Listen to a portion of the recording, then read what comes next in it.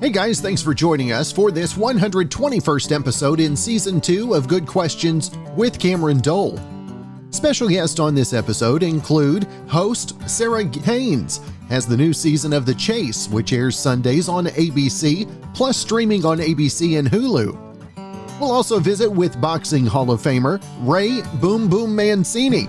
He's executive producer and actor in a new movie, 645, that is available now. We'll also share our monthly visit with grill master Meathead Goldwyn, sharing some August grilling ideas. Of course, if you would, please take the time to subscribe, comment, leave some feedback, check out the shop, and share with your friends. Now, after the last year and a half inside, I feel like all of America has relevant experience for this job. NASA is looking to hire 4 people willing to pretend to live on Mars for a full year. They posted the job on Friday, and they're accepting applications until September 17th. But they're not just taking anyone. The ideal candidate would be 30 to 55 and have a master's degree in a STEM field like engineering or math. But they'll also accept applications from people with bachelor's degree and some relevant experience. Now, the 4 people who get chosen will live in a 1,700 square foot enclosed space with no windows for a year. They'll only eat astronaut food and have limited contact with friends and family online. Now, it's not clear how much it pays, but you can head to NASA's website if you'd like to apply. Love the show The Chase, Sundays 9 Eastern, 8 local time on ABC, also streaming on ABC and Hulu. And from that, we've got the host, Sara Haines, with us today. And first off, Sara, always great to visit with you, my friend. Thank you so much, Cameron, for having me. I'm really excited to be here. Now, tell us The Chase. Are you surprised about the ongoing popularity, and how juiced do you get as you get ready for new episodes? So first of all, I'm actually not surprised because this format has been very successful globally. It's kind of like the Jeopardy in England and in Australia, because the format has been tested and tried and continually works. So to get here, you only here in the U.S., our version, you just hope you can hold up that torch, because it's just such a fun, quick, fast-paced. It feels like a sprint of knowledge. And I feel like the getting ready for the show is a lot of cramming to make sure I'm ready for what's coming down the pipe, and answers and questions and pronunciations. And the last thing you want to do is get in the way of these extraordinary contestants and these genius chasers, because you flub up a word. So a lot of pressure, but I feel like I usually feel like a fan of the show rather than the host, because I get so involved in it. That is good. Now, you talk about the chasers, and you're talking about Ken, James, Brad, and how hard are they? As hard to deal with as we would in our minds expect them to be, or are they quite gracious, if you will? Okay, they are the best part. There's also Mark Labette, who's visiting this season. He's the beast. He's from the original version, so he's literally the OG of chasers. The 4 of them are so awesome. Every time someone asked, I was intimidated to meet them, because I had seen them on Jeopardy and knew they were brilliantly smart, and they are some of the coolest guys. They can simultaneously talk crap to each other while never making you feel dumb for not understanding the joke. And they kind of take you along for the ride. So they're fun. It's like, to go out, we've had multiple opportunities to have a drink or a meal together, and the back and forth, I forget how long they've known each other. It's been a long time, but they kind of feel like brothers. Like they loop you right in and allow you to kind of joust with them. They're some of the best part of being at the show. And as the seasons roll on, obviously we have little changes. What are some of the new things that folks can expect from The Chase? Well, they've kind of, the chase is at its best when people gamble, when they take big offers, big money. This time around on this season, they've changed the way people can get money to incentivize that risk taking.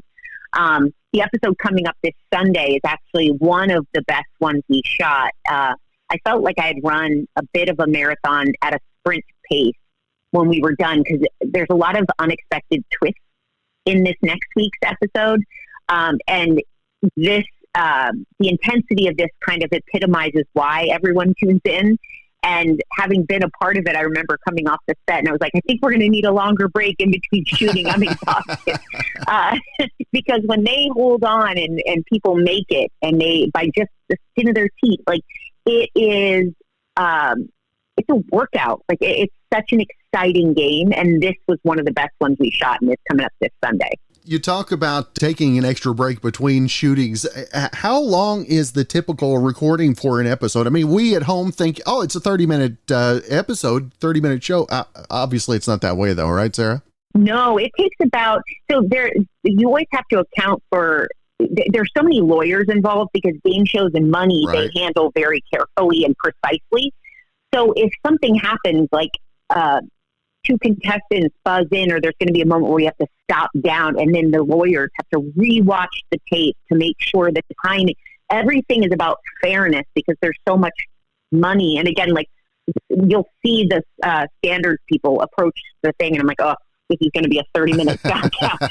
So usually every time we shoot, it takes about, I would say roughly about 2 hours to shoot one episode, because they also, as you can imagine, there are questions that when there's nothing happening, or, you know, you're going back and forth on the board with the chaser and the contestant one-on-one, sometimes you want to make sure you highlight the more exciting moments when they're moving, and sometimes when they're both missing a question, or they edit. They, like, it keeps the game true to what it's supposed to be.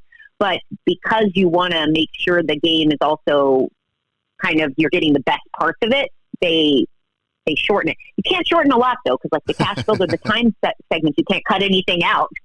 So it's and if there are technical problems, that's the biggest thing. Right.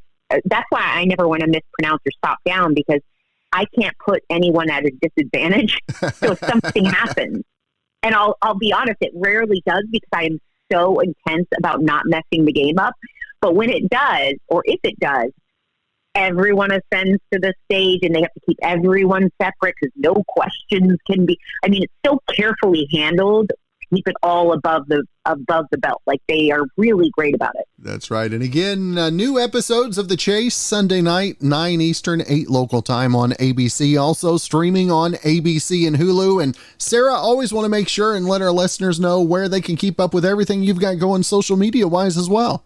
Oh, thank you, Cameron. You can always tune in for The View on ABC Live at 11. I think that's the same in every market. We don't know. But my social media is all just my name. So Sara Haines on Twitter, Sara Haines on Instagram. I try to keep it interesting there as well. You get lots of kids, though, because I have little kids, and I became that mom. So get ready for cute kid pictures. There is nothing wrong with that. And Sarah, always great to visit with you. Looking forward to the new episodes, my friend. Thank you so much, Cameron.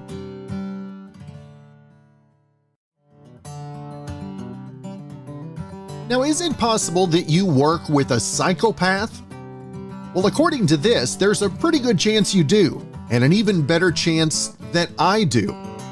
A new study found that 4.5% of the general population are psychopaths. That's 1 in 22 people. And one of the top jobs for psychos is a radio host. Yeah, that's what I do in my regular time. It's number 3 on the list after CEO and lawyer. Now, the top 10 jobs with the most psychopaths are CEO, lawyer, TV or radio personality, salesperson, surgeon, journalist, priest, police officer, chef, and politician.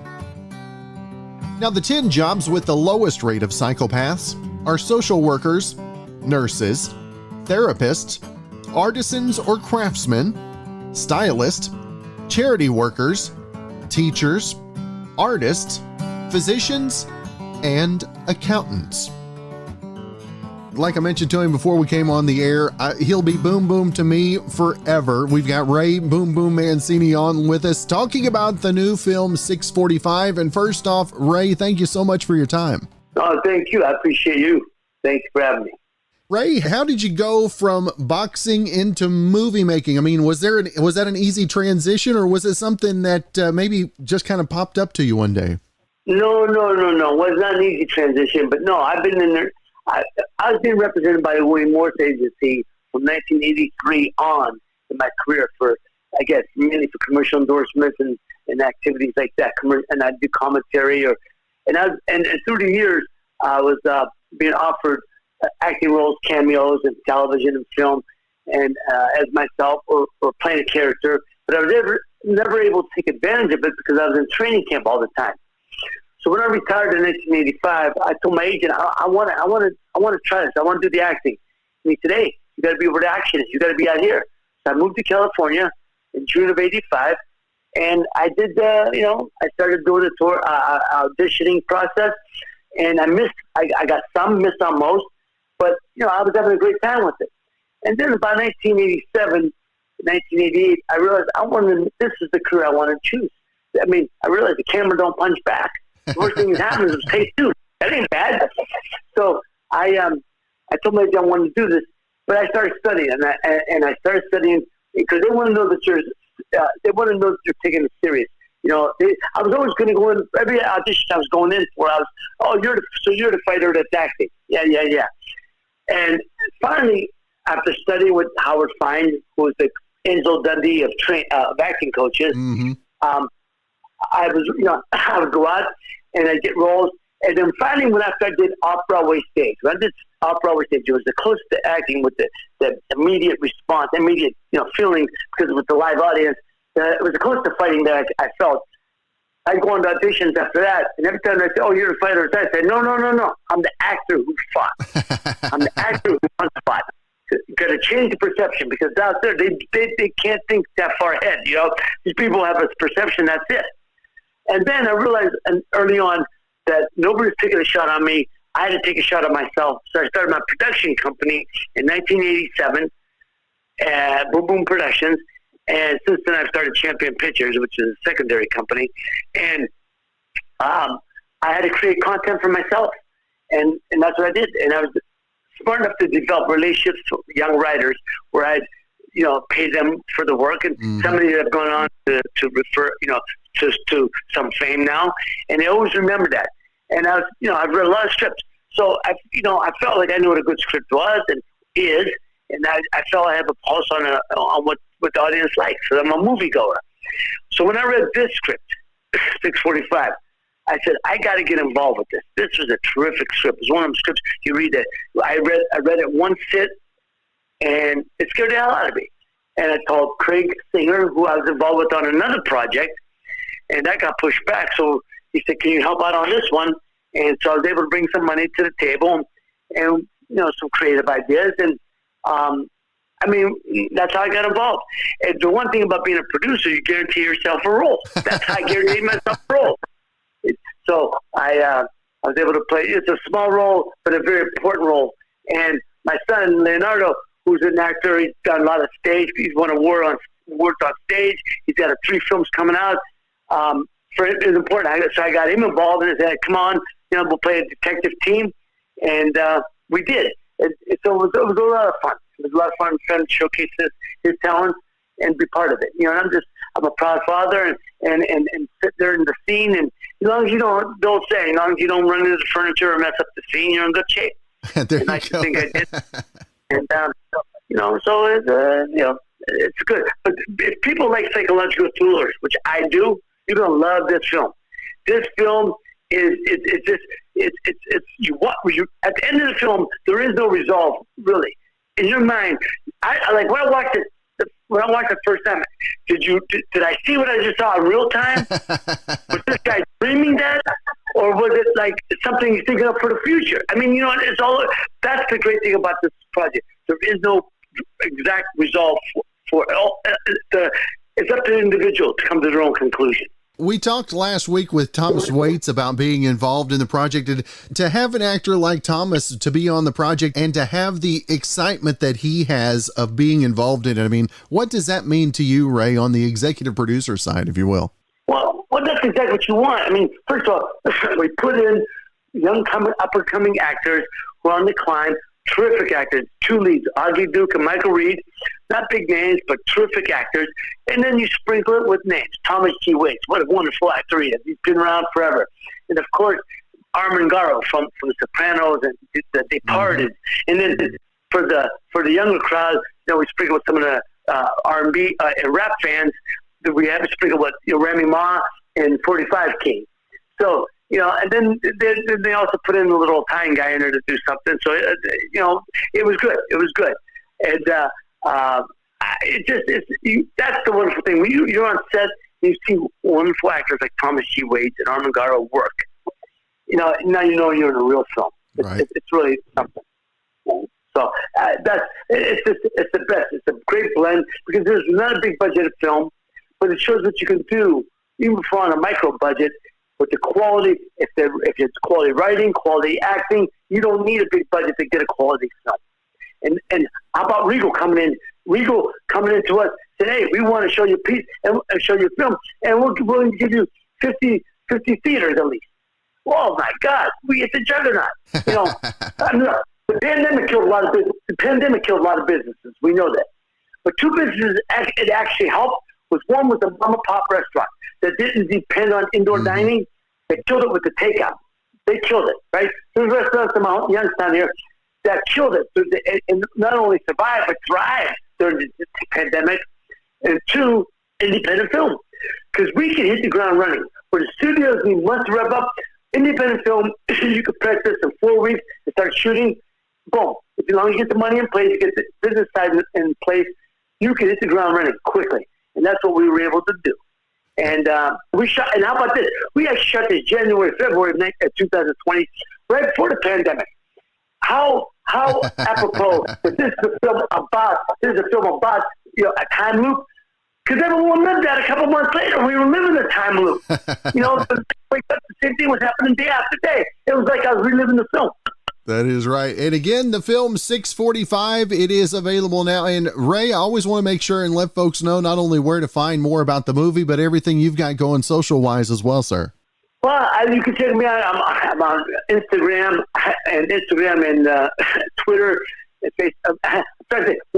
One of my biggest is that my Instagram is at Real Boom Boom, real as opposed to the fake one, right? Real Boom Boom, and I think my Twitter is Real Boom Boom Mancini, or it's vice versa. One of them's Real Boom Boom Mancini, one's Real Boom Boom, and then I have a website, but we're actually reworking now to add the new stuff to contemporize it. So that should be out in another month or so.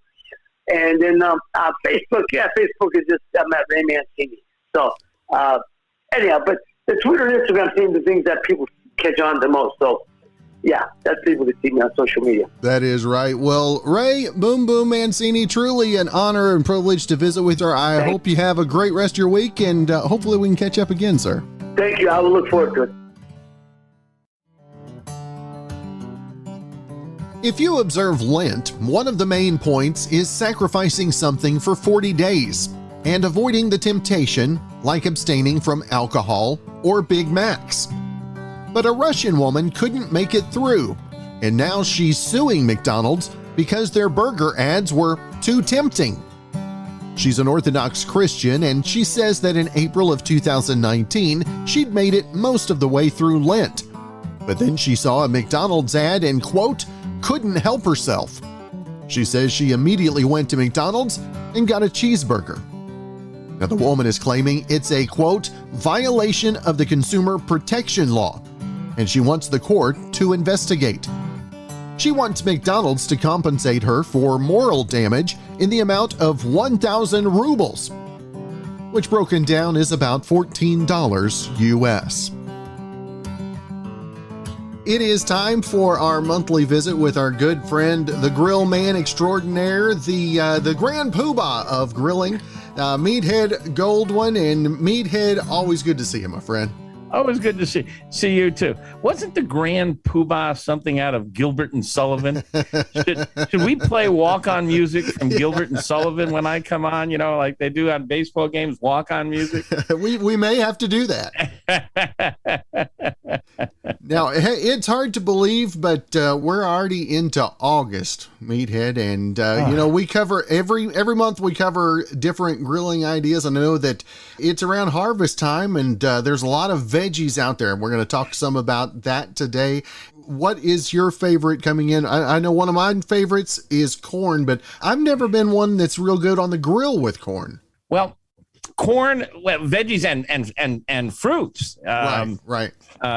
Peaches are coming in now, and oh my goodness, we get peaches out of Michigan, and they are just incredible, better than Georgia and Carolina peaches, I think.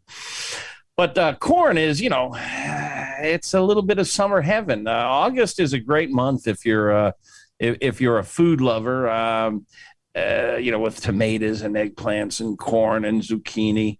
But I just absolutely adore corn. There are times when we'll just have 3 or 4 ears of corn, and that's dinner. And what's interesting about corn now is there are new hybrids. They crossbreed these, and they come up with new hybrids. And, the old saying used to be is you get the water boiling before you go out into the field and pick the corn. Because the minute you pick the corn, the sugars start degrading. The enzymes change it to starches. And you want to get it in the boiling pot immediately to kill the enzymes. But some of these new hybrids, there's a variety called Mirai that comes out of Southern Illinois, and sugar sweet and maple sweet. And they last longer. They stay sweet for days. And boy, I love them.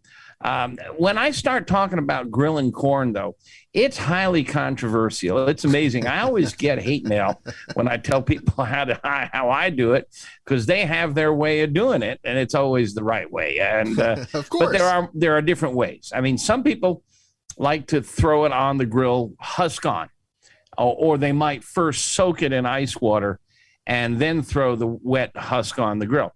And what you get then is you get steamed corn. Right.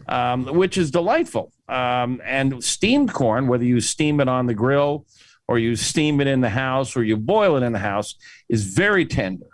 But if you remove the husk and grill it over the flame, the kernels will turn golden and brown, and that's the sugar caramelizing, and you get complex, deeper flavors. Now, the kernels are just a little chewier than when you steam them or you cook them in the husk. So you have to make that trade-off. Do you want this extra flavor level and extra sweetness in exchange for tenderness? I go for the sweetness. I got a sweet tooth. and I'll tell you, if you've got really good, sweet, fresh corn, I don't need to put butter on it at the table or salt it at the table. I'll just eat it naked.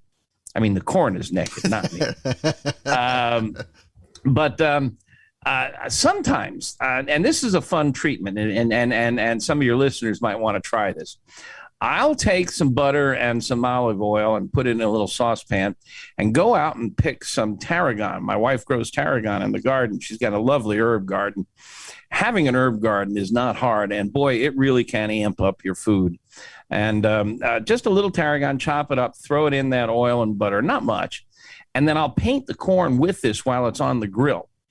Most of it drips off, but it leaves behind a delicate, mild tarragon flavor. And I just love that. Tarragon goes really well with corn and eggs. That's a really nice treatment. So I strip the husks off. I'm a husk off guy. I know there's a lot of husk on people out there, and you guys, right, Cameron, not me. I knew you were going to throw me under the bus. I knew where we were going with that. But I do have this concept and technique on the website on AmazingRibs.com if you want to read precisely how I go about it. And another one of those summer vegetables, or we're going to get in an argument here, fruit or a vegetable, the tomatoes. It is a fruit, yes. There's so many different variations of those that can be done in different ways on the grill too. And I like those cherry tomatoes on the grill. I love the recipe you have on those. Yeah, if you have a smoker, you can do something really cool with it. If not, you can do it on the grill too. But the idea is cherry tomatoes are very sweet. They're like grapes. and or grape tomatoes, actually. Right. Either one. They're very, very sweet. I'll bring them in, and you just put one plant in the ground and you're swimming in cherry tomatoes. When they're ripe, we haul them in the house, and I'll just take a sharp tip knife and poke a couple of holes in each one so that moisture can come out. And then you roll them around on the grill on the indirect side. Now, we've talked about this before, but in case you haven't heard me, almost always when you're grilling, you want to divide your grill in two halves. A lot of heat on one side and no heat on the other side. You got direct infrared radiation on the hot side, and you have cool convection airflow on the not hot side. It's also a safe zone, and there's a million reasons why, and we won't get into that again because I've talked about it 100 times with you. But this is a good opportunity. You put the cherry tomatoes on the indirect side, not over flame, and they'll roast warm. And you can throw wood on the fire on the hot side, and they'll smoke. Or if you have a smoker, just toss them on the smoker at your lowest possible temperature, and they begin to dehydrate. And it can take 3-4 hours at 200 degrees or so for them to shrink, maybe even more. And they get down to like raisins. And in fact, they look like raisins. They feel like raisins. You don't want to dry them out. This is like sun-dried tomatoes. Mm-hmm. You know how sweet sun-dried tomatoes are. Well, these are oven-dried tomatoes or smoker-dried tomatoes, but the layer of flavor that smoke adds to them is just totally awesome. And these things, you can throw them on a salad, you can bake them into a bread or on a top of a focaccia on pizza. There's any place you might put a raisin, you can put these things, or any place you would put sun-dried tomatoes, you can put these things, and they are fantastic. They just have a really powerful pop, and a great use of cherry tomatoes, and they freeze. You can throw them in the freezer and keep them all winter long and have a taste of summer during the winter. Well, you talked about the zone cooking. I actually had to break that rule for a little bit yesterday because I came to the end of my propane tank. So I had to move everything. The flames went out, had to move all my burgers over to what was the hot zone at one point. So yeah, I did have to break it slightly. Yeah, well, the Meathead method is have a backup. You got to have two tanks on hand so that when, it's like backing up your computer. You got to have because it always happens. It runs out right in the middle of those, $20 steaks, and the boss is waiting in the dining room and you're out of propane. No, that's a good technique. We were talking about tomatoes, though. There's other fun things you can do. I've noticed that the grocery stores now, you could buy canned tomatoes always in the grocery store. I see now more and more that tomato companies are selling fire roasted tomatoes, and they're more expensive. But you can do this yourself, especially with the egg-shaped tomatoes, the Romas. They're not as juicy as the beefsteaks or the Better Boys. They're more meaty, but you just slice them in half. You've got to make sure that the grill grates are really clean. Really clean. You've got to really wipe them down, scrub them down, throw a little water on there, get a paper towel and your brush and brush them. You don't want any meat grease on your tomatoes. And then put these over the direct heat side and just stand there and watch them. You can sprinkle a little salt on if you wish until they get a little char, maybe some grill marks, flip them over, get the other side, the skin side. And then when you bring them in, after they cool for a little bit, you ought to be able to pop the skins right off. And then you can chop these babies up. And if you know how to do sterile canning, you can just can them or use them on a pizza. Anywhere you might use chopped tomatoes, tomato salad. And it concentrates the flavor by dehydrating them. And you get that grill flavor, which is just marvelous. And you save a few bucks too. Yeah. Now, nothing wrong with that. Talk about fruits, and it seems like every time we talk about grilled fruits, I always bring up my favorite pineapple. So we're gonna. I'm with you. That's the only mention we'll do of the pineapple. Once a month, I talk to a barbecue podcast, and I made the awful mistake once of telling him my favorite thing on the grill is pineapple, which, of course, from Meathead, just, and the guy won't leave me alone about it, but it is. I mean, there is just nothing better than pineapple on the grill. But peaches on the grill are right up there with it. And it's peach season right now. A lot of states have peaches, but I think the best ones come from the northern cooler climates. And this is a commonality in most fruits. And wine lovers will tell you this. The best wines come from cool climates. What happens is you get a warm, hot day, which builds the sugar in the fruit, and then it cools off at night. And because it's cool, it retains the acidity. So you get this really great sugar acid balance in the grapes and the peaches. And South Carolina and Georgia both brag about their peaches, but I got to tell you, the peaches I'm getting now out of Michigan or Washington State, they're fantastic, and they've got a better sugar acid balance. Now, if you want to grill peaches, you want to try to get what they call Freestone peaches. And those are the ones where the stone or the pit comes off pretty easy. You can just cut the peach in half and twist, and they'll pop right off the stone. The cling peaches actually cling to the stone, and you can cook those too. But there's just a lot of peach stuck on that, which you can just suck off. But and you can, again, you got to really make sure that grill is really clean, and you put the cut side down and get some grill marks on there. Get a little bit of char. Get them soft. And my wife came up with a recipe a while back where she took some rum and some sugar and mixed them together with a little butter and made a rum sauce with a scoop of vanilla ice cream. Out of this world. And I've got this recipe. You can find it right on the homepage of AmazingRibs.com. And it's just dynamite. In fact, just before we went on the air, I went out to remind her. I said, and if you're going shopping anytime soon, pick up vanilla ice cream because I want to have these babies. We're getting Red Haven, Michigan peaches in now, and they're eat over the sink peaches. You know what I mean? Yes. And Meathead, you're not pulling any punches. You're picking on the corn cookers. You're picking on the southern bound peach growers. You're just not making. You're not working on making friends today, are you? Well, you know, I already made it into the Hall of Fame. I don't have to kiss up to anybody. You know, but that's always something that we have developed a reputation for is myth busting.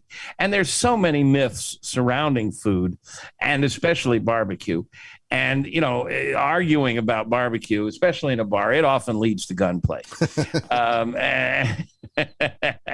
So it's just fun, though. But I mean, I just love cooking, and I love eating as much as I love cooking. And barbecue is anything you can cook indoors, you can cook outdoors, only better. That's right. And you talked about breaking the myths. The book, Meathead, The Science of Grilling. That's tell our listeners again where they can find more information about the book. And then got seasonings coming up soon and all kinds of other stuff as well. The book should be in most bookstores, but if it's not, it is on Amazon.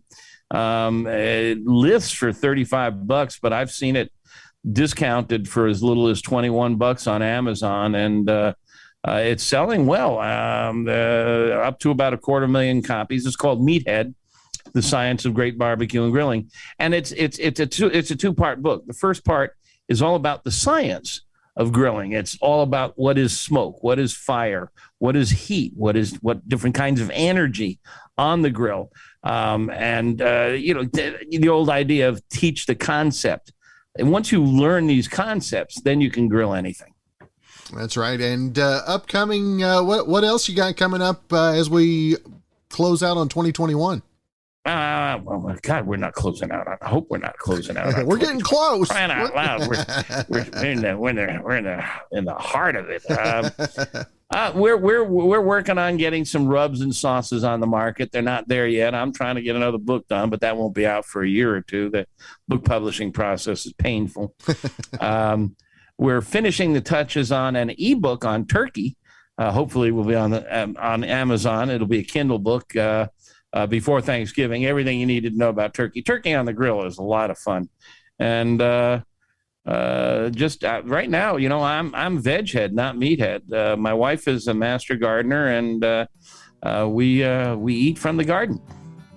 That's right. Well, Meathead, it is always a privilege to have the chance to visit with you each month. I appreciate you taking some time out. And of course, for any questions, AmazingRibs.com. Of course, you can follow him on all the socials as well. And I'll see you next month.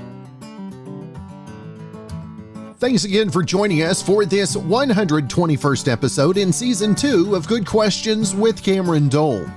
If you ever have a comment, question, anything else you'd like to know, just hit me up on the contact page at gqwithcam.com. You can also find us on Instagram, Twitter, TikTok, and Facebook at gqwithcam. If you'd like to help out in the funding for this podcast, you can visit our merch store where we've got hoodies, shirts, tumblers, mugs, stickers, and more. gqwithcam.com/shop. Of course, if you do have a special guest idea, you can send me an email at gqwithcam@gmail.com. Well, thanks again to our good friend Brandon Allen for coming up with our theme music. We're going to let him play us out and hope you guys have a great rest of your Monday.